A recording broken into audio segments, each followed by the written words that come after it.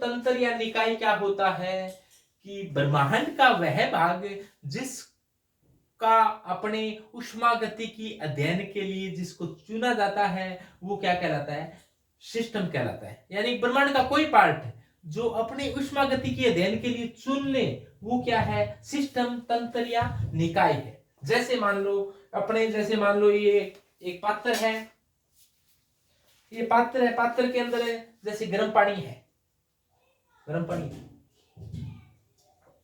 तो इसका आपने अध्ययन किया, गर्म पानी है, पीकर देखा कि ये थोड़ा है तो गर्म, या इसको थर्मामीटर लगाकर देखा गर्म है, इससे कितनी उष्मा बाहर निकल रही है, कितनी उष्मा इसके अंदर पहले से विराजमान है, इसके इंटरनल एनर्जी क्या है, काइनेटिक एनर्जी क्या है, पोटेंशियल एनर्जी क्या है, तो सभी का अध्ययन करेंगे तो वो कहां किस शाखा में किया जाएगा, उसे क्या कहा जाता है, थर्मोडायनेमिक्स से कहा जाता है। और जो जिसका अपने अध्ययन कर रहे हैं उसे क्या कहेंगे, सिस्टम कहेंगे। तो सिस्टम क्या है, ब्रह्मांड का वह पार्ट है जिसका अपने ऊष्मागतिकी अध्ययन के लिए चुनते हैं वो सिस्टम कहलाता है। तो अपने बात करी सिस्टम क्या होता है, इसके बाद में अपने बात की सराउंडिंग सिस्टम के बारे में। जैसे मान लो ये अपना सिस्टम है, जिसको अपने तंत्र या निकाय भी बोल देते हैं, इसका अपने अध्ययन करना चाह रही है इसका, तो इसके अलावा ब्रह्मांड का जो भी बच गया ना, इसके अलावा ब्रह्मांड का जो भी बच गया वो क्या है, इसके अलावा ब्रह्मांड बहुत बड़ा है, कोई अंत नहीं है ब्रह्मांड का, सिस्टम के अलावा जो भी बच गया उसी को क्या कहा जाता है, सराउंडिंग कहा जाता है। तो इसे क्या कहेंगे, अपने सराउंडिंग कहेंगे, यानी कि पारिपार्श्विक कहेंगे। सराउंडिंग या पारिपार्श्विक क्या है, निकाय के अलावा ब्रह्मांड के शेष पार्ट को क्या कहा जाता है, सराउंडिंग या पारिपार्श्विक कहा जाता है। इसके बाद में बाउंड्री निकाय और पारिपार्श्विक है वो एक सीमा द्वारा पृथक होते हैं। ये सीमा हो सकता है कि वास्तविक सीमा हो सकती है, ये सीमा है वो वास्तविक सीमा हो सकती है, या फिर काल्पनिक हो सकती है, यानी कि इमेजिनरी हो सकती है, या फिर आइडियल वास्तव में कोई सीमा हो सकती है। जैसे मान लो अपने ये कोई सिस्टम था, निकाय था, इसके अंदर ये जो बाउंड्री है, ये जैसे मान लो स्टील का पात्र है, तो ये जो बाउंड्री है और ये अपने लिए एक सिस्टम हो गया। सिस्टम बंद भी हो सकता है, इसके ऊपर ढक्कन हो सकता है कि ये सिस्टम खुला हो अपने सिस्टम, तो फिर आगे पढ़ेंगे तो ये होगी इसकी बाउंड्री। ऐसे बाउंड्री नए हो तो भी वो सिस्टम हो सकता है, यानी कि ये बाउंड्री अपनी काल्पनिक मान सकते हैं। जैसे मान लो आप समुद्र में कुछ पानी है उसका अध्ययन कर रहे हो, तो आपने मान लिया कि आपने एक इमेजरी कर लिया कि मीटर बाई मीटर क्या है, यानी कि 1 मीटर की स्क्वायर का आपने अध्ययन कर रही है, तो वो बाउंड्री वास्तव में दिखाई नहीं दे रही, तो वो बाउंड्री क्या मान लिया आपने, काल्पनिक बाउंड्री मान ली। तो ये बाउंड्री काल्पनिक भी हो सकती है, वास्तविक भी हो सकती है। तो आपके ध्यान में है सिस्टम ब्रह्मांड का वह भाग है जिसका आप ऊष्मागति के अध्ययन के लिए चुना है। इसके अलावा जो भी बच गया वो पारिपार्श्विक है, और सिस्टम और पारिपार्श्विक के बीच में क्या होता है, कोई बाउंड्री होती है। इसके बाद में बात करें अपने सिस्टम के प्रकार। सिस्टम है वो कई प्रकार का होता है। सबसे पहले प्रकार की बात करें अपने कि सिस्टम होता है, सिस्टम कई प्रकार का हो सकता है। तो अपने बात करें सिस्टम है वो ओपन सिस्टम हो सकता है, क्लोज सिस्टम हो सकता है, यानी कि सिस्टम ओपन भी हो सकता है। ओपन सिस्टम में क्या होगा, जैसे देखो एक कोई खुला पात्र है, उसके अंदर पानी भरा हुआ है, कोई खुला पात्र है उसके अंदर पानी भरा हुआ है, तो वो किस प्रकार का सिस्टम है, ओपन सिस्टम है। क्योंकि इसमें क्या कर सकते हो आप लोग, ओपन सिस्टम का मतलब खुला सिस्टम, खुला तंत्र होगा। खुले तंत्र में क्या होता है, उसमें से आप जैसे कोई खुला पात्र है, उसके अंदर कोई गर्म पानी या कोई भी भरा हुआ है, उसमें आप पदार्थ का आदान प्रदान कर सकते हो ना, पदार्थ और भी डाल सकते हो, निकाल भी सकते हो। यानी कि इसमें क्या हो सकता है, पदार्थ का आदान प्रदान हो सकता है। यानी कि पदार्थ का आदान प्रदान है वो हो सकता है, आदान प्रदान हो सकता है। पदार्थ है उसको बाहर निकालो और डालो, यानी कि पदार्थ है उसका आदान प्रदान हो सकता है। और इसके अलावा ऊष्मा का भी आदान प्रदान हो सकता है कि इसको गर्म करना शुरू कर दो, गर्म करोगे तो ये पानी या जो भी भरा हुआ है वो क्या हो जाएगा, गर्म हो जाएगा। तो पदार्थ का आदान प्रदान भी हो सकता है। और क्या हो सकता है, दूसरा ऊष्मा का आदान प्रदान भी हो सकता है। इसमें ऊष्मा जो हीट है, हीट का भी क्या हो सकता है, आदान प्रदान हो सकता है। इस प्रकार के सिस्टम को क्या कहेंगे, खुला सिस्टम कहेंगे, जिसमें पदार्थ और ऊष्मा दोनों का आदान प्रदान हो सकता है, उसको कहा जाता है ओपन सिस्टम। दूसरे प्रकार का जो सिस्टम आता है वो आता है क्लोज सिस्टम। क्लोज सिस्टम में क्या होगा, क्लोज का मतलब ऊपर से क्या लगा दिया, अब इसके ढक्कन लगा दिया। अब क्या हुआ, अब पदार्थ का आदान प्रदान होना क्या हो गया, बंद हो गया। जैसे मान लो इसके आगे ताला लगा दिया। जैसे अब सर्दियों का टाइम है, सर्दियों में आप घर पर जाते हो, जैसे हॉस्टल में रहते हो तो घर से गूंद के पिंडिये बनाकर लाए आप, गूंद वगैरह जमाया जाता है ना, कोई अलग अलग पदार्थ का मटेरियल तैयार करवा कर लाते हैं घर से। तो वो हॉस्टल में क्या करते हैं, विद्यार्थी गण है वो एक दूसरे के जो ऐसे मटेरियल को खाने की इच्छा रहती है, ये उम्र ऐसी होती है, तो इसीलिए वो क्या करते हैं, ताला लगा देते हैं। अब क्या हुआ, इसमें पदार्थ का आदान प्रदान क्या हो गया, बंद हो गया। यानी कि पदार्थ का आदान प्रदान अब नहीं हो सकता।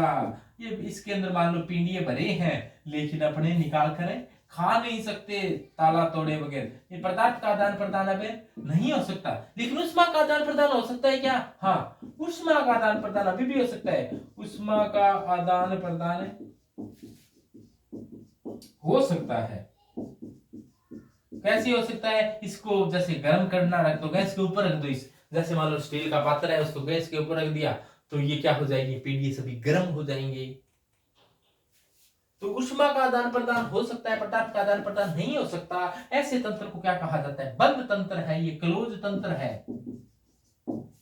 और तीसरा होता है विलगित तंत्र।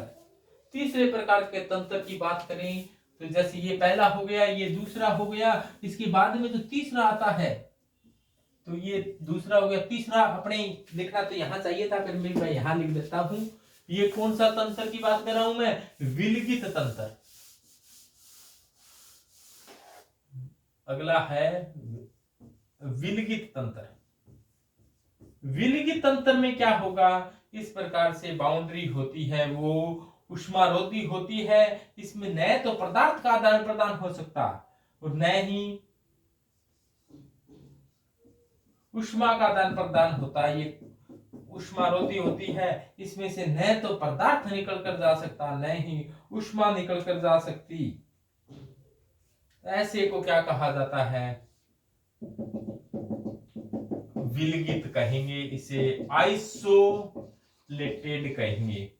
यह विलगित प्रकार का ये सिस्टम हो गया।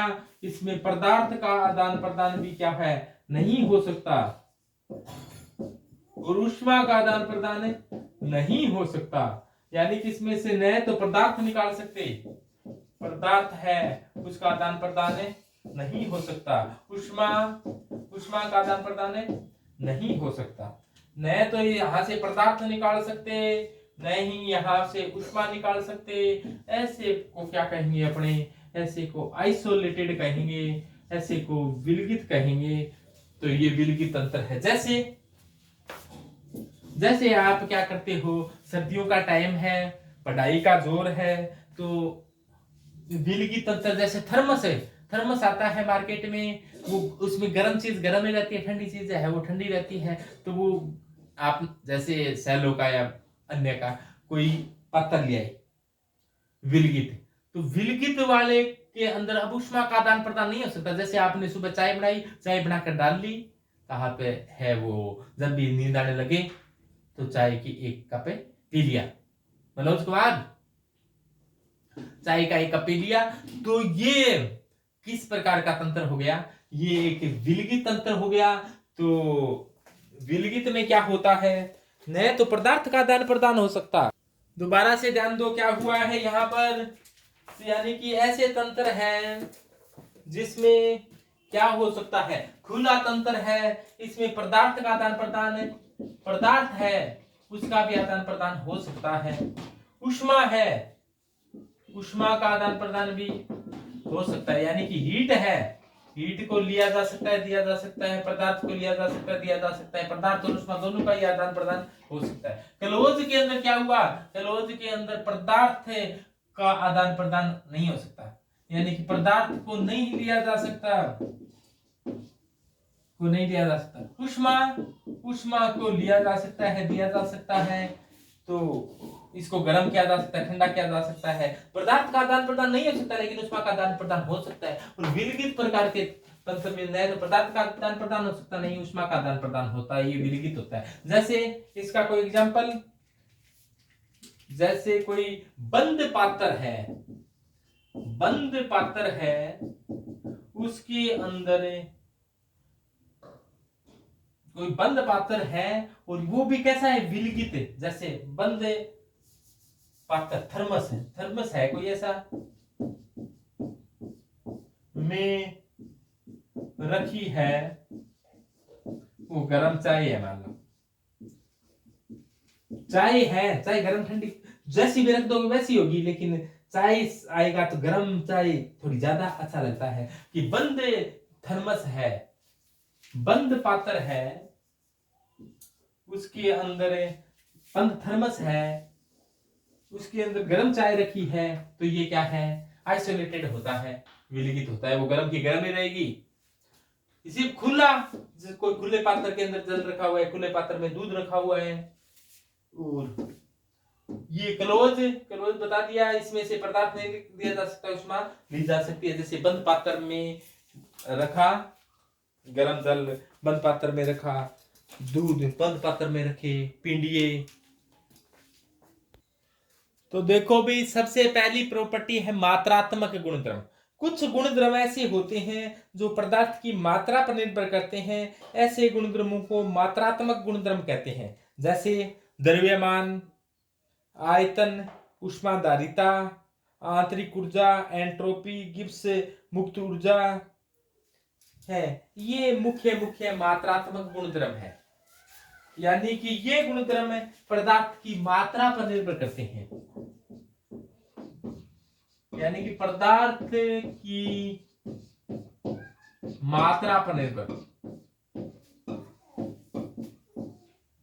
जैसे एग्जाम्पल के रूप में बात करें अपने, तो द्रव्यमान है, द्रव्यमान जैसे मास है, मात्रा पर निर्भर करेंगे, मात्रा ज्यादा होगी तो द्रव्यमान का मान बढ़ जाएगा, मात्रा कम होगी तो द्रव्यमान क्या आएगा, कम आएगा। जैसे मान लो 1 किलो चीनी लाई तो मात्रा थोड़ी आएगी, 5 किलो चीनी लाई मात्रा ज्यादा आएगी, 20 किलो चीनी लाई तो मात्रा और ज्यादा आएगी, और 1 क्विंटल शुगर लाई तो क्वांटिटी है वो बढ़ जाएगी। यानी कि द्रव्यमान है वो पदार्थ की मात्रा पर निर्भर करता है, इसीलिए इसको मात्रात्मक गुणधर्म, विस्तीर्ण गुणधर्म इसीलिए कहा है कि इसमें विस्तार हो सकता है, इसलिए इसका नाम क्या पड़ गया, विस्तीर्ण गुणधर्म। एक्सटेंसिव प्रॉपर्टी है ये, यानी कि ये संख्या बढ़ सकता है, तो ये मात्रात्मक या विस्तीर्ण गुणधर्म होते हैं। दूसरे प्रकार के गुणधर्म की बात करें, कुछ गुणधर्म ऐसे होते हैं जो मात्रा पर निर्भर नहीं करते, मात्रा से स्वतंत्र होते हैं। जैसे मान लो गलनांक, क्वथनांक, गलनांक का मतलब मेल्टिंग पॉइंट है, मेल्टिंग पॉइंट है जिसको अपने एमपी बोल देते हैं, मेल्टिंग पॉइंट है, ये मात्रा पर निर्भर नहीं करता। जैसे बर्फ है, बर्फ है वो 0 डिग्री सेंटीग्रेड पर पिघलती है, ऐसा नहीं कि ज्यादा बर्फ होगी तो वो ज्यादा डिग्री सेंटीग्रेड पर पिघलेगी, कम बर्फ होगी तो कम पर पिघलेगी, तो ये मात्रा से स्वतंत्र होते हैं। गलनांक है, क्वथनांक है, और भी अपने पढ़ेंगे। तो मात्रात्मक गुणधर्म पढ़ रहे हैं अभी, ये पदार्थ की मात्रा पर निर्भर करते हैं। इसके एग्जाम्पल के तौर पर द्रव्यमान हुआ, आयतन हुआ, जिसको अपने वॉल्यूम बोल देते हैं, गिब्स मुक्त ऊर्जा हुई, गिब्स मुक्त ऊर्जा, ये भी पदार्थ की मात्रा पर निर्भर करती है। मोलर गिब्स मुक्त ऊर्जा पदार्थ की मात्रा पर निर्भर नहीं करती, क्योंकि उसमें तो बता दिया कि 1 मोल के लिए है ऊष्मा भार, ऊष्माधारिता, आंतरिक ऊर्जा, एंट्रोपी,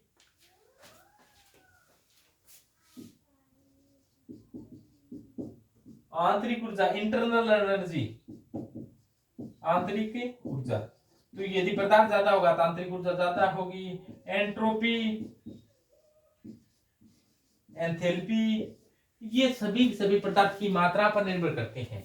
लेकिन आजकल इनकी परिभाषा दी जाती है, वो एक मोलर शब्द लगा दिया, 1 मोल के लिए दी जाती है। जब 1 मोल शब्द लगा दिया जाए तो वो फिर मात्रात्मक गुणधर्म नहीं रहता, वो फिर किस में आ जाता है, मात्रा स्वतंत्र में। वो एक्सटेंसिव प्रॉपर्टी न रहकर फिर क्या हो जाती है, इंटेंसिव प्रॉपर्टी। इंटेंसिव प्रॉपर्टी होती है वो जो मात्रा पर निर्भर नहीं करती, और एक्सटेंसिव प्रॉपर्टी, ये जो प्रॉपर्टी बताई है, ये आपके सामने जो प्रॉपर्टी है, ये पदार्थ की मात्रा पर निर्भर करने वाली है। मात्रा बढ़ गई तो प्रॉपर्टी का मान क्या हो जाता है, बढ़ जाता है। ये मात्रात्मक गुणधर्म होती है। उदाहरण एक बार दोबारा से, मास, आयतन, ऊष्माधारिता, आंतरिक ऊर्जा, एंट्रोपी, गिब्स मुक्त ऊर्जा आदि ये मात्रात्मक गुणधर्म है।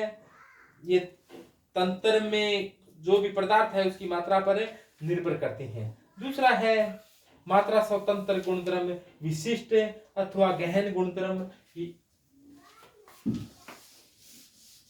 दूसरे प्रकार का गुणधर्म है मात्रा स्वतंत्र गुणधर्म। कुछ गुणधर्म ऐसे होते हैं जो पदार्थ की मात्रा पर निर्भर नहीं करते, तो उनको क्या कहेंगे, विशिष्ट गुणधर्म कहेंगे, या मात्रा स्वतंत्र गुणधर्म कहेंगे, मात्रा स्वतंत्र गुणधर्म कहेंगे। ये पदार्थ की मात्रा पर निर्भर नहीं करते, इसको क्या कहेंगे, इंटेंसिव प्रॉपर्टी कहेंगे।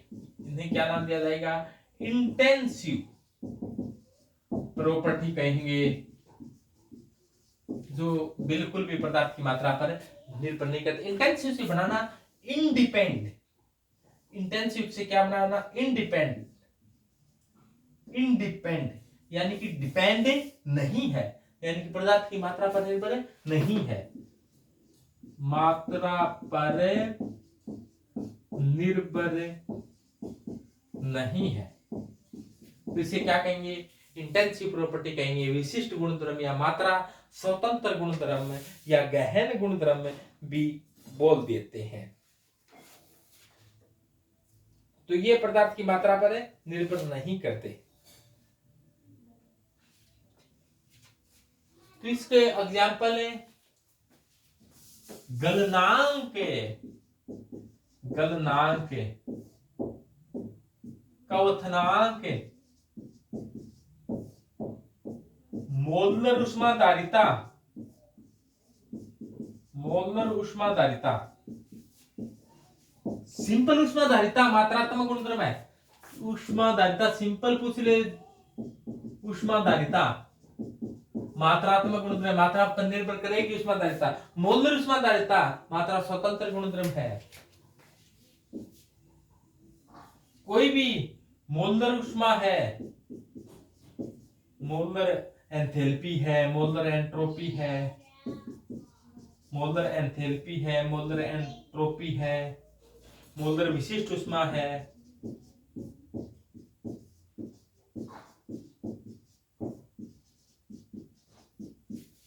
विशिष्ट प्रतिरोध है,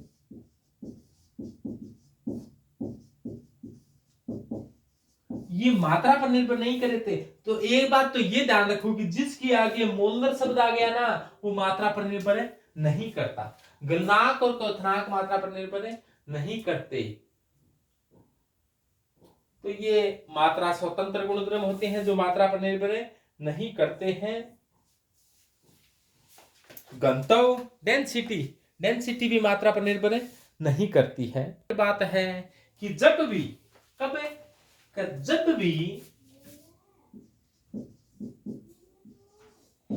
मात्रा जो एक्सटेंसिव प्रॉपर्टी है, कोई एक्सटेंसिव प्रॉपर्टी है और उसमें भी एक्सटेंसिव का भाग लग जाए तो वो इंटेंसिव प्रॉपर्टी आती है।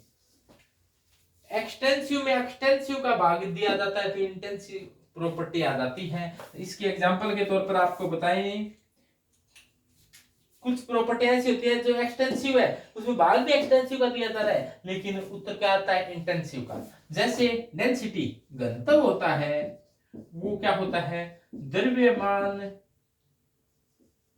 घनत्व होता है वो द्रव्यमान अपॉन आयतन होता है। यानी कि डेंसिटी होती है वो क्या होती है, m अपॉन v होती है। घनत्व बराबर द्रव्यमान अपॉन आयतन, यानी कि द्रव्यमान में आयतन का भाग देंगे तो क्या आ जाएगा, घनत्व आ जाएगा। तो द्रव्यमान है वो एक्सटेंसिव प्रॉपर्टी होती है, ऊपर वाली प्रॉपर्टी होती है द्रव्यमान, क्योंकि ज्यादा मटेरियल लेंगे तो द्रव्यमान ज्यादा आएगा, कम मटेरियल लेंगे तो द्रव्यमान कम आएगा। आयतन भी एक एक्सटेंसिव प्रॉपर्टी है, कोई ज्यादा मटेरियल लेंगे कोई तो उसका आयतन ज्यादा होगा, कम मटेरियल लेंगे तो उसका आयतन क्या होगा, कम होगा। तो ये भी क्या है, एक्सटेंसिव प्रॉपर्टी है। ये भी क्या है, एक्सटेंसिव प्रॉपर्टी है। लेकिन जो घनत्व है, जो डेंसिटी है, वो कैसी प्रॉपर्टी है, इंटेंसिव प्रॉपर्टी है। तो ये मात्रा पर निर्भर नहीं करती घनत्व।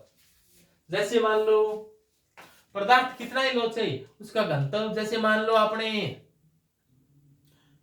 घनत्व की बात करें तो पारे का जो घनत्व है,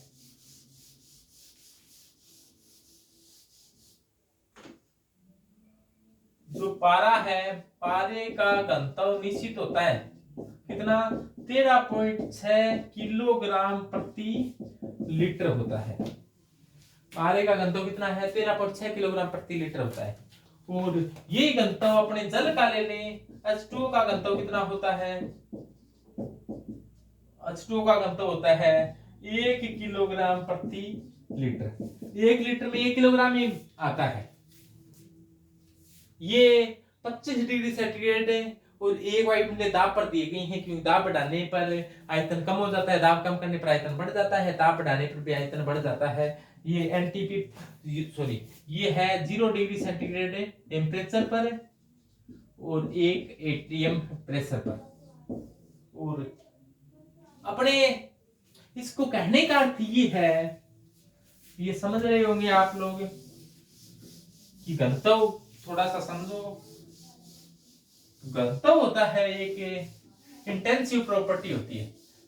जैसे मान लो 1 लीटर समझ गए होंगे। एक तो जैसे मान लो सरसों का आप जो तेल लाते हैं वो 1 लीटर की बोतल आती है। 1 लीटर में जैसे जल घुला हो 1 लीटर तक है, यहाँ पर जल भरा हुआ है, तो इसका वजन होगा वो 1 किलोग्राम ही होगा। यदि इसके अंदर अपने कह दें, इसके अंदर आपने भर दिया ऑयल, और वो भी कौन सा, सरसों का तेल भरा है, मस्टर्ड ऑयल भरा है। सरसों का तेल भरोगे तो इसमें ये वजन आएगा लगभग 0.995 किलोग्राम, यानी कि 995 ग्राम ही आएगा। यानी कि 1 लीटर में 1 किलोग्राम से कम तेल आता है। अब अलग अलग हो सकता है, कोई तेल भारी हो, कोई तेल हल्का हो, मैंने सरसों के तेल की बात की है। इसी प्रकार से इसमें यदि पारा भर लिया जाए तो वो कितना आएगा, 13.6। 1 लीटर की बोतल में, लीटर तो एक ही है, पारा भर लिया जाए 13.6 किलोग्राम प्रति लीटर आएगा। यानी कि 1 लीटर का वजन कितना है, 13.6 है। ये 1 लीटर की बात कर रहे हैं अपने। 1 लीटर में पानी 1 किलोग्राम आता है। 1 लीटर में जो सरसों का तेल है वो 995 ग्राम आता है। किलो, हाँ पॉइंट लगा दिया तो किलोग्राम ही लिखोगे, 995 ग्राम प्रति लीटर है। यदि इसके अंदर सबसे ज्यादा घनत्व होता है वो होता है इरेडियम का। इरेडियम भर दिया जाए आपको 1 लीटर की बोतल में, इरेडियम भर दिया जाए तो कितना आएगा, ये आएगा, इरेडियम का घनत्व होता है वो होता है 22.61 किलोग्राम प्रति लीटर। यानी कि 1 लीटर के अंदर इरेडियम भरा होगा वो 22.61 किलोग्राम इरेडियम आ जाएगा। और इसमें ओस्मियम भरा हुआ हो तो ओस्मियम का घनत्व होता है वो होता है 22.59। तो ओस्मियम और इरेडियम का सबसे ज्यादा होता है। इरेडियम का घनत्व ओस्मियम से भी ज्यादा होता है। ध्यान देना, कई बुकों में ओस्मियम का लिख देते हैं लेकिन इरेडियम है वो सबसे भारी होता है। तो लेकिन 1 लीटर में एक पदार्थ निश्चित आ गया, 1 लीटर में एक निश्चित पदार्थ है वो निश्चित मात्रा में आता है। इसी प्रकार से जैसे घनत्व एक इंटेंसिव प्रॉपर्टी, इसी प्रकार से विशिष्ट आयतन है, यानी कि आयतन अपॉन द्रव्यमान, आयतन अपॉन द्रव्यमान को विशिष्ट आयतन कहते हैं। विशिष्ट आयतन भी एक इंटेंसिव प्रॉपर्टी है। उसी प्रकार से विशिष्ट उष्मा यानी कि उष्माधारिता बटे द्रव्यमान को विशिष्ट उष्मा कहते हैं। वो भी क्या होती है, एक इंटेंसिव प्रॉपर्टी होती है। तो इस प्रकार से यानी कि दो एक्सटेंसिव प्रॉपर्टी का आपस में भाग दे दें तो क्या आती है, इंटेंसिव प्रॉपर्टी आती है। इंटेंसिव का मतलब पदार्थ की मात्रा पर न निर्भर करने वाली। तो ये तो होती है एक्सटेंसिव प्रॉपर्टी। क्या होती है इंटेंसिव प्रॉपर्टी, क्या होती है, इसके बारे में अपने पढ़ा।